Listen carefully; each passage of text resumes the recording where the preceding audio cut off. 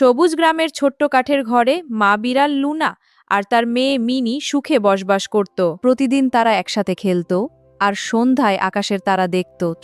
একদিন লুনা মিনিকে নিয়ে দূরের ফুলের বনে ঘুরতে বের হলো। ওয়াও, কত সুন্দর ফুল রে মা! হ্যাঁ, চলো আরো এগিয়ে যাই। কিন্তু হঠাৎ পুরো বন কুয়াশায় ঢেকে গেল। মিনি পিছনে তাকাতেই তার মা কোথাও হারিয়ে গেল। মা, কোথায় গেলে তুমি? মা, ফিরে এসো। ছোট্ট মিনি সাহস করে মাকে খুঁজতে শুরু করলো। মা, মা। সে পুরনো গাছের নিচে আর ঝোপের পাশে খুঁজতে লাগল। হঠাৎ দূরে কান্নার শব্দ শুনতে পেল মিনি। সেখানে লুনা ভাঙা ডালের নিচে আটকে ছিল। মিনি সাহস করে ডাল সরাতে লাগল। অবশেষে লুনা মুক্ত হল। লুনা মিনিকে জড়িয়ে ধরে বলল, তুমি আমার সাহস।